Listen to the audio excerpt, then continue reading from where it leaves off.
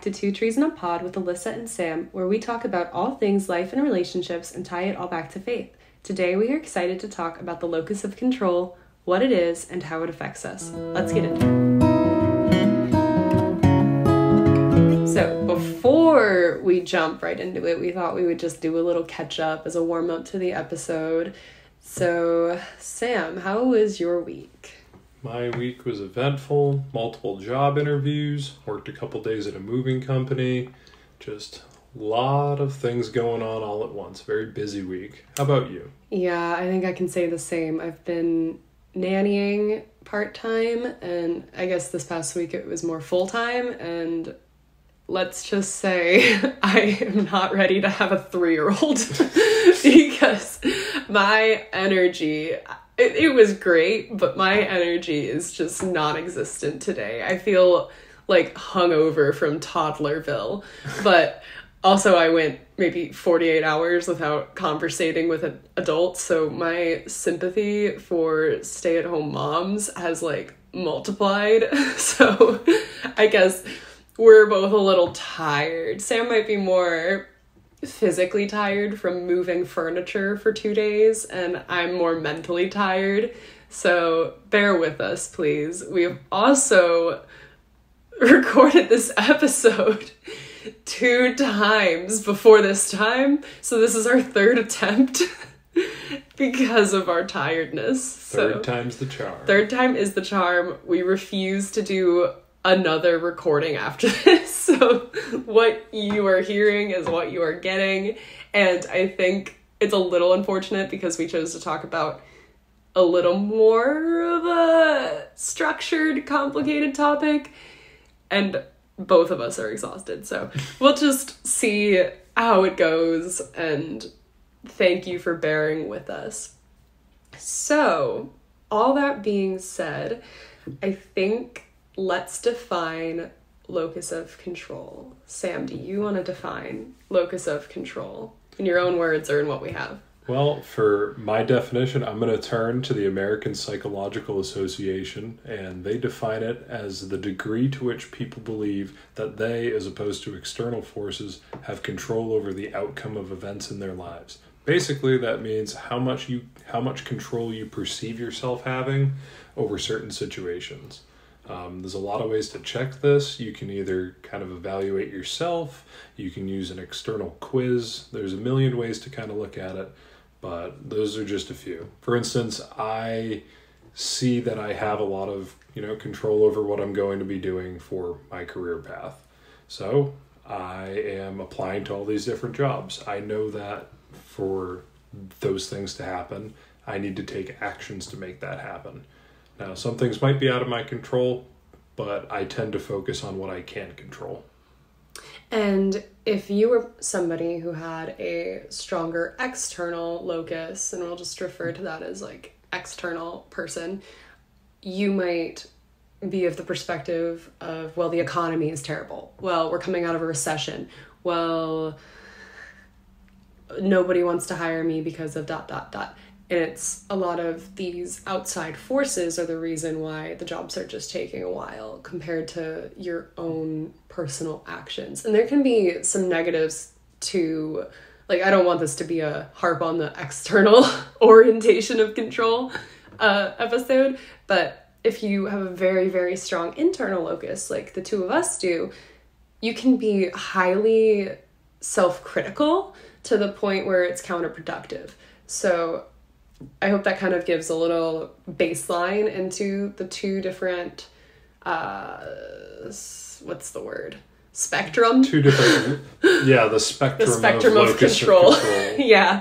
Again, we're tired, but we're doing it. So, so the first thing we wanted to dive into, being that religion is a huge part of our lives, is religion and how that relates to locus of control. And this is not limited to Christianity in itself.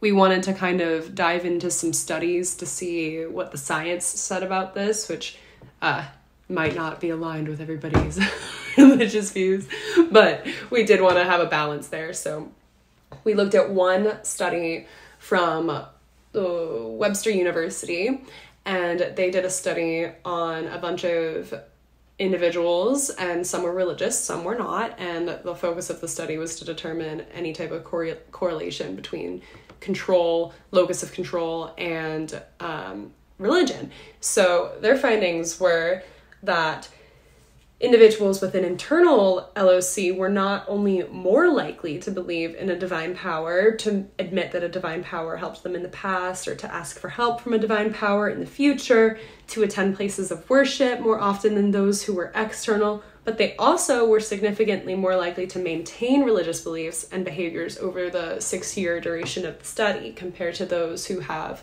an external orientation. So a person with a strong external orientation might be more inclined to follow a religion where the divine power has complete control over the forces of the world, which actually does include some branches of Christianity, and there's a lot of debates there about free will and yada, yada, yada.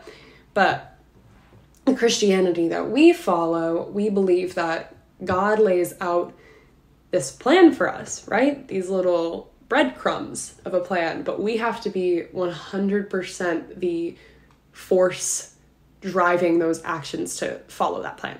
So we've talked about following God's plan before in an earlier episode. I think it was our second episode, maybe, like our first real episode. Yeah. But yes, so we believe that we are in full control of our lives and of our actions. And we believe that God has this master plan for us, but we have to decide to follow it.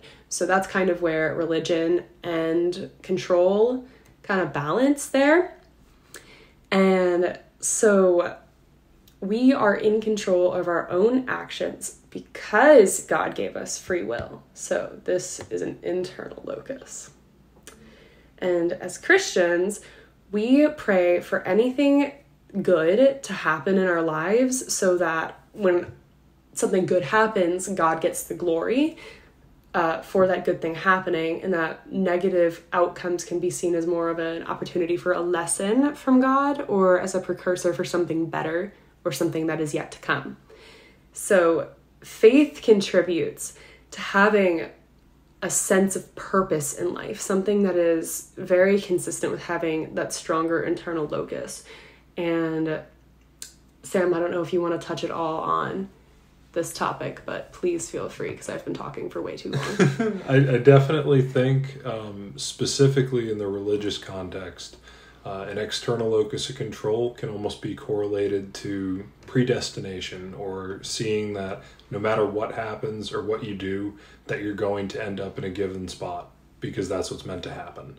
So you're saying all of these outside forces, whatever goes on, you don't really have any control over it because you're just going to end up where you should end up. Now, from Melissa and I's perspective, it's God lays these breadcrumbs out. You're meant to follow this path, but you're making these active decisions. The same way you know you should be doing something, but you choose to do something else. There's a plan down both paths, but God's plan is for you to do that action that you know is right. And that leads directly to that internal locus of control of, I have decisions that I make all the time, and that contributes to what my next steps are and where I end up. So I definitely think even in the same kind of religious mindset and context that you can easily distinguish, oh, well, this part may be internal, this part may be external. Here's where we differentiate. Yeah, and I do think it's very interesting as well because I personally, when we started researching this topic, I thought we were going to find the opposite. I thought we were going to find that individuals with higher religious tendencies or who pray to a divine power, regardless if it's Christianity or another religion, I thought that we were going to find that these individuals were more likely to have an external locus because they have a divine power to, quote, blame everything on.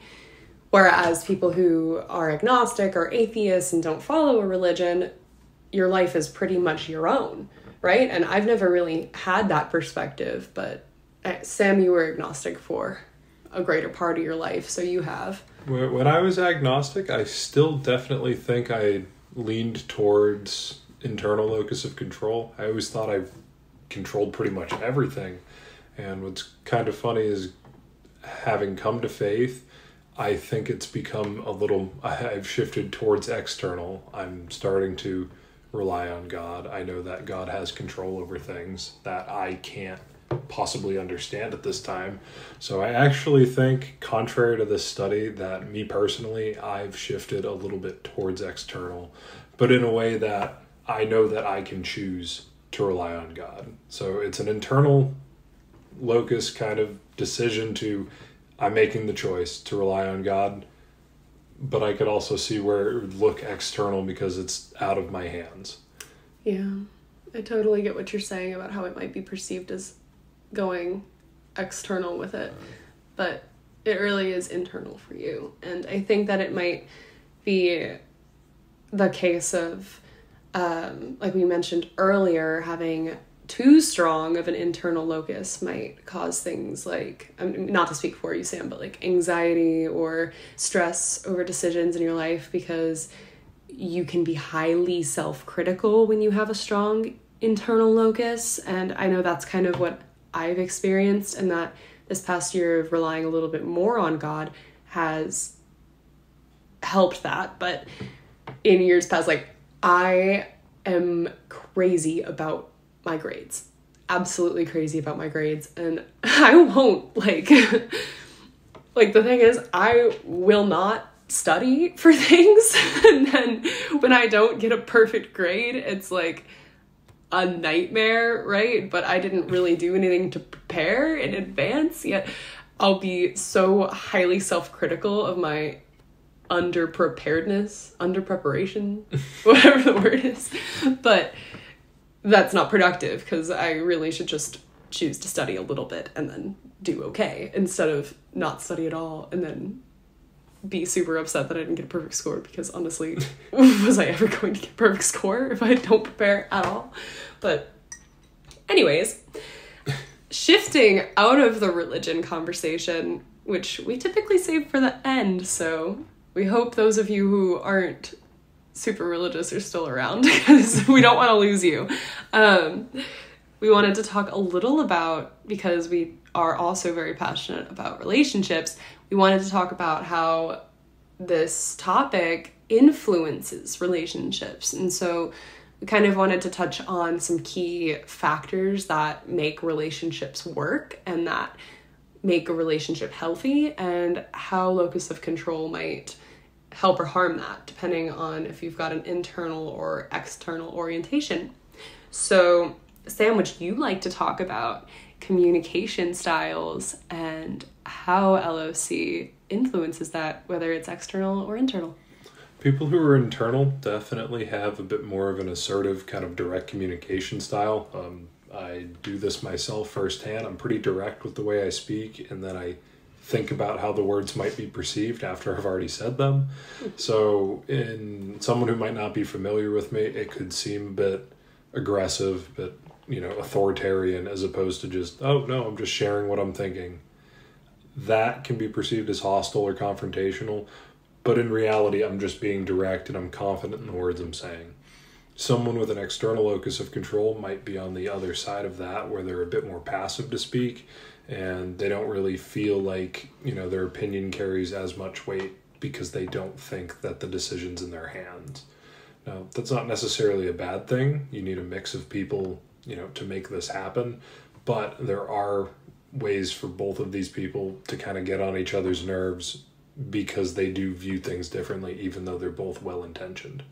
Whereas, if you had this very direct communication style towards me that was so straightforward, straight up, and say I was of the more passive, which I like to think that I'm pretty direct, at least with you in our relationship.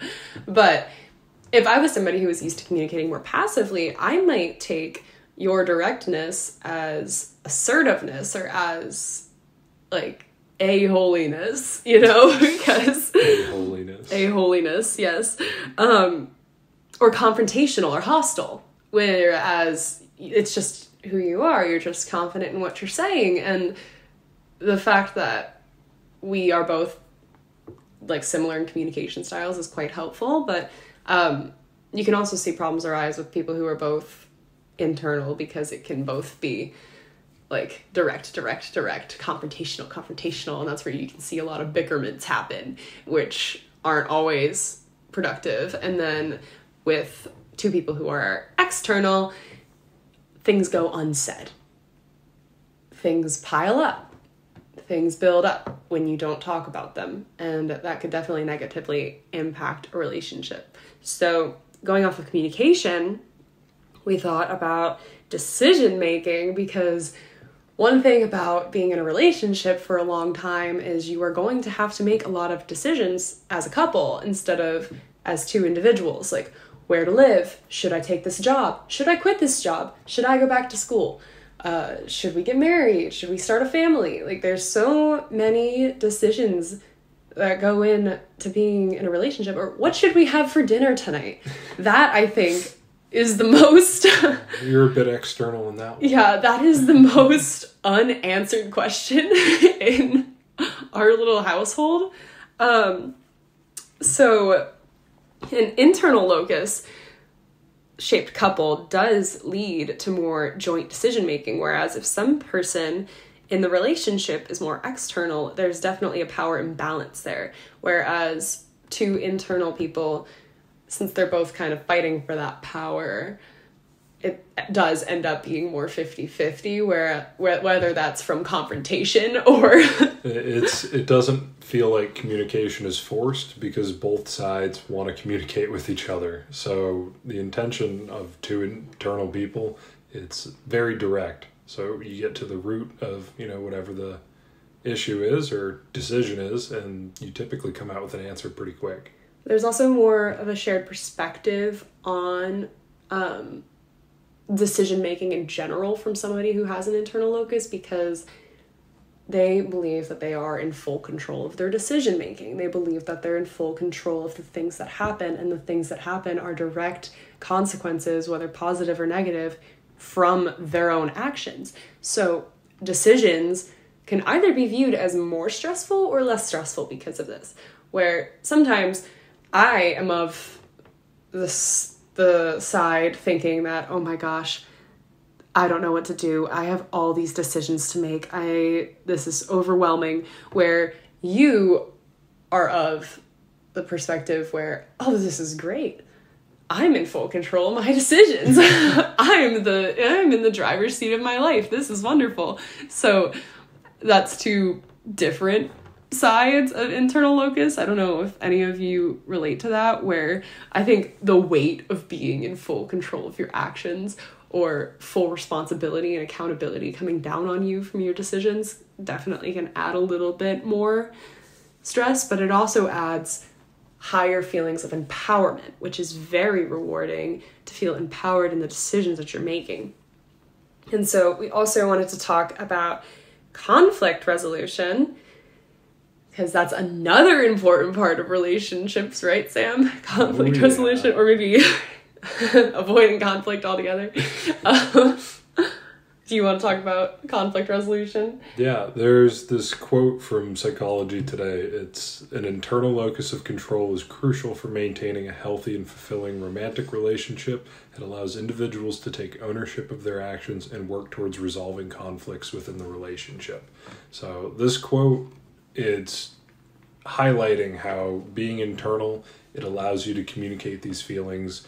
As Alyssa said earlier, a lot of things can go unsaid if both sides are external in a relationship. And when things go unsaid, that leads to conflicts that don't get resolved, which leads to things that build up, which could be fixed in the first place if you just talked about it. It's also worth noting that a huge part of conflict resolution is apologizing. And apologizing is something that I think is much better done by individuals with internal locuses, or more so on that side of things, not necessarily one extreme or the other. Because when an apology is given, it's, I'm sorry, I was wrong. I'm sorry, that was so uncool of me, right? Whereas if you're of the perspective of more on the strong external side, it might be, I'm sorry, but that was out of my control. or I'm sorry, but I didn't know. How could I have known? Apologies along those lines aren't as genuine sounding, to say that in the nicest way. Like, and in a relationship, a lot of I'm sorry buts build up and definitely might resolve conflict on the surface, but can leave things deeper, leave deeper wounds that are not being healed. And I think that's something that we've both tried to be very intentional when we make a mistake and we apologize. It's just, I'm sorry. And there's nothing that needs to be said after that. It's just, I'm sorry, I was wrong. I'm sorry, I was stupid. Yep. And yeah, going off of that, I think we can just call that there. Independence and codependence. And I think Sam's like excited to talk about this because he always talks about how we're healthily codependent, but there is a downside to codependence. So a trait commonly found in individuals with an internal locus of control is self-reliance. So they are independent people because they are in control of their actions, right? Not to be repetitive. And individuals with the external orientation often do need more emotional support and exhibit higher levels of dependence from their partners. And obviously it is important to depend on your partner in one way or another. Like, we depend on each other for a million different things, but then we're also two independent individuals, which is why you always say we're like healthily codependent, because we do depend on each other for quite a lot, especially emotional support. But I know that like I can be responsible for my own emotions. If I'm feeling a certain way, it is not on you to make me feel better. It is on you to be there for me, or to just be kind, but like, you are not responsible for my emotions. If I'm upset because of something, it's not because of you 99% of the time. So yeah, Sam, do you have anything you want to say about independence and codependence? I mean, it takes two people who can take care of themselves to properly take care of each other. If you're unable to take care of yourself and you shift that burden to the other person, from, when we both met each other, I was able to take care of myself, or so I thought, and she was able to take care of herself. And with that, we were both individually happy people with our own lives. And when both people are doing well, it allows you to help each other in ways that you really can't.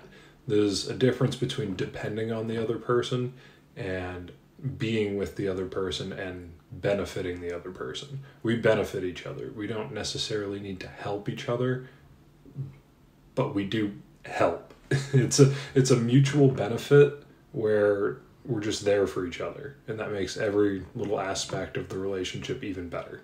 Absolutely.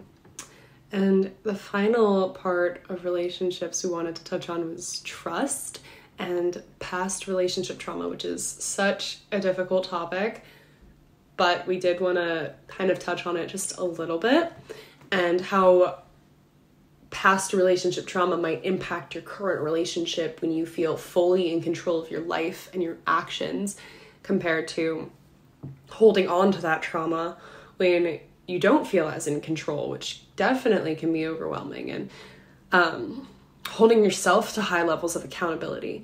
So we talk about this all the time, how we're both so lucky that we didn't bring emotional baggage into our relationship, because neither of us have been in a serious relationship before each other. So we don't actually have direct experience for this. So we can't speak from people who have been through this. But past relationship trauma showing up in a new or in a current relationship definitely can be harmful, right? Especially when something happens that was similar to that past trauma that maybe your current partner does. That's not as serious as what happened in the past, but it feels like a break of trust and a violation of trust because you have that past hurt that hasn't been healed yet. And in terms of locus of control, being fully in control of your actions, or feeling fully in control of your actions, can definitely help you to feel better equipped in a situation like that. Whereas if you feel more external, it's like, oh, this is happening again. This is just what's meant to happen to me. I can't escape. Like those dark feelings, right? And we're talking about situations where it's really not that deep. We're not talking about like serious situations, serious situations. But trust is something that I don't know if this is an unpopular opinion, I feel like once trust is broken, like I wouldn't be able to get back up to 100% of a trust level if my trust is broken by somebody. I don't know if that's... I am in the same exact boat. I don't think, because the whole point of trust is that you know the other person won't do anything wrong, or not necessarily wrong, but their intentions are going to remain pure. Right. And I know that, say, if you were to tell me a serious lie and it got found out, I don't know if I could ever take what you say to me with the same weight after that, right? Yeah, because there's always going to be a, well, what about that time? Yeah, like, I don't know, I don't want to repeat of last time. Yeah. And that can definitely be a form of pride, but trust is so crucial and important in relationships, because if you do not have trust, if you do not trust your partner, what is left? Like, what? Everything else falls away. If you do not trust the person that you're with, you literally have nothing. Like, not to be dramatic, but trust is that important. And locus of control and trust. Sam, thoughts? Well, if you are of the internal kind of mindset, you know you have control over your own actions. You know you have the other person's trust. Why would you take advantage of their trust and do something that you know they wouldn't like? Why would you do something or try and hide it or try and lie? If you have an internal locus of control and you know you have control over your actions, you don't really run the risk or that fear of, oh, I'm going to break this person's trust. You don't think about that because you know that your actions won't break their trust. If you have an external locus of control, you might think, oh, well, this happened, I'm sorry. What do you mean that just happened? There's a room for a disconnect between, a couple if you start saying these outside forces are impacting your actions, especially when it comes to breaking the other person's trust. Absolutely. And I just want to leave it there because I think it was beautifully said. And after all that, we talk negatives, positives, internal, external. Can you shift your locus of control? Whether that you are way too on the strong internal side or more external than you would hope to be. And again, you can take, there's a bajillion quizzes online to figure this out, which way you are oriented. We thought it would be helpful to discuss some ways backed in science, and again, we will cite our sources in the description, to shift your LOC from either spectrum to bring it kind of more to a healthy balance, to benefit your mental health. And yes, the short answer is you can shift your LOC. So we've got some actionable steps with a few examples here and there. So step 1, you are going to identify your core values. Every single business out there has core values, so why shouldn't you treat yourself like a business? Why shouldn't you have core values that you are fully aware of, kind of like an elevator pitch? So I thought we would share our core values for the sake of this exercise. Just a few. Obviously, we have more than what's listed, but mine are integrity, empathy, honesty, faith, and loyalty. And a few of mine are honesty, loyalty, transparency, and productivity. And I think a reason we get along so well as a couple is that a lot of our core values do overlap. Yeah, a lot of our top core values are definitely synced up there, which is awesome. So after you make a list, it could be as long or as short as you'd like it. Definitely the longer, the better, because it's more helpful in further steps in this exercise. You are going to highlight your strengths without holding back at all. Do not be shy about your strengths. It might help if you have somebody close to you or other people, your parents, your partner, your friends, your close friends, to ask what they think your strengths are, because often other people see you better than you see yourself. So you can also pray about this and ask God to reveal to you what your spiritual gifts are, or if you might really be strong in any of the fruits of the Spirit, which are love, joy, peace, patience, kindness, generosity, faithfulness, gentleness, and self-control. Any of these can be your strengths. And hint, the fruits of the Spirit can also be values. So you're going to list your strengths. You've listed your values. What's next? Step 3, you need to compare and contrast your values and strengths. How might they match up? Where are they different? So we're going to share some examples because this might feel a little too open-ended. So because I value empathy and honesty very highly, I thrive in a situation where somebody asks for my advice, because I feel like I can get really down to earth with that person and feel for them and their problem. And the fact that they came to me reinforces my value of loyalty and the fact that I love honesty. That's one of my top 5 values. And the fact that I feel like I can offer advice makes me feel very helpful, and it makes me feel, I guess, like it's rewarding, right? So I've been told by others that I give good advice. So the fact that my values aligned there and it's a strength of mine, it's something I should be aware of. Sam, go ahead for yours. I do think you give good advice. Oh. A couple of my, being productive and focused on my discipline, I value an environment that's productive. I've been told I'm a very disciplined person. That leads to me getting a lot done. So when people are looking to get stuff done, they've turned to me. They've asked, hey, how can I set out a plan to accomplish a bunch of things or do a bunch of things that I need to get done? I don't know where to start. This leads to me being an organized person. So people reach out to me for help to get organized. So it kind of circles on itself. It's like, okay, well, these are definitely my strengths because I enjoy thinking this way and people ask me for help. And I'm one of those people. So step 4, you are going to set realistic goals in relation to your values and strengths with some mini steps to be completed leading up to your big step. If you've got a really big step or just small goals, that's okay as well.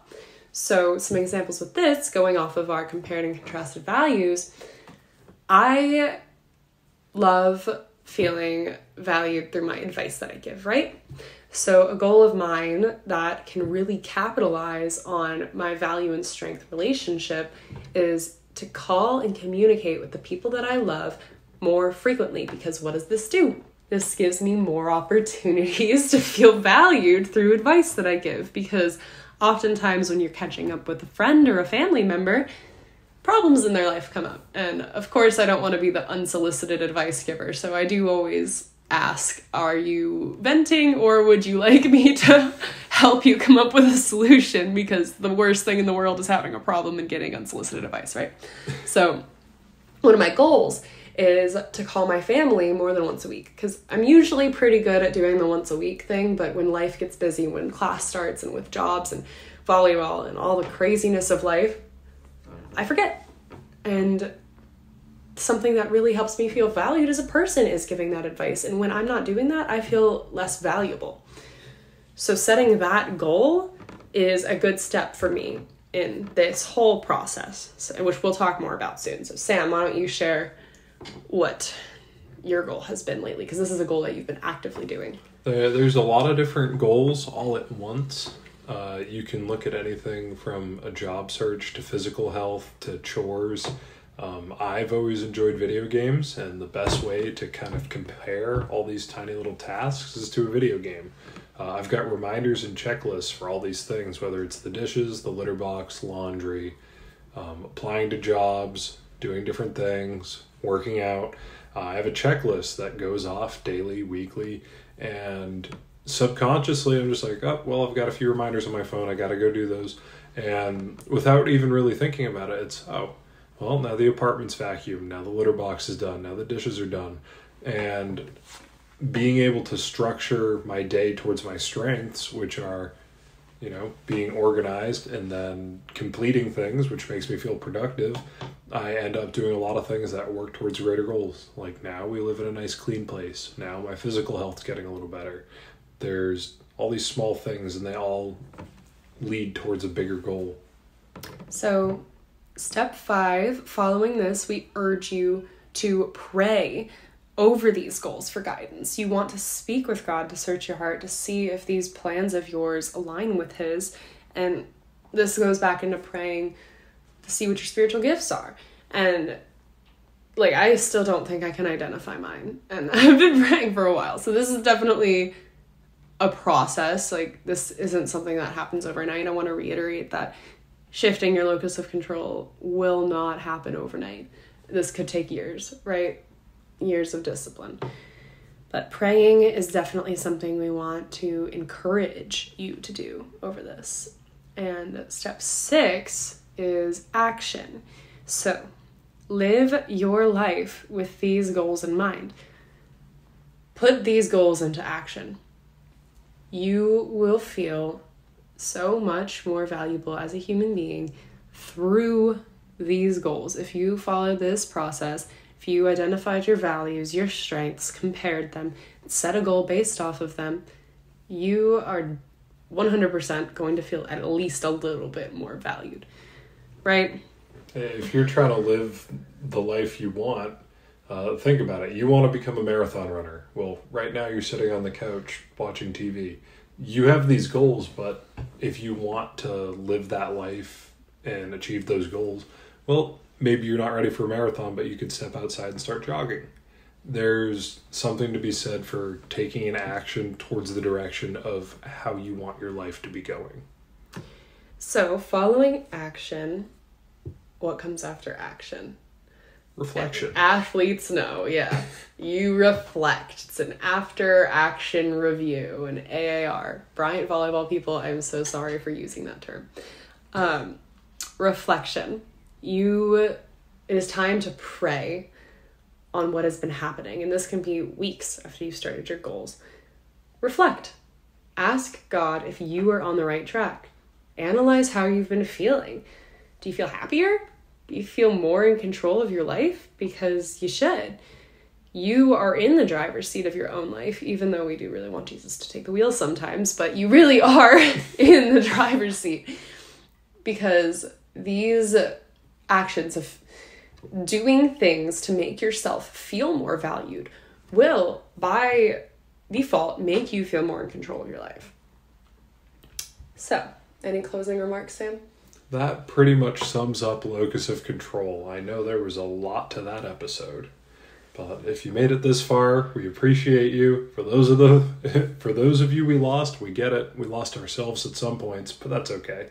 This truly was our first episode diving deep into a psychological topic with research articles and all the fun science stuff. So we hope you enjoyed nerding out with this one. On the next episode, on Two Trees in a Pod, we will be diving into another topic in psychology, happiness versus joy. Guess what? They're not the same thing. We hope you have a great week. Stay blessed and see you next Tuesday. Thank you, guys.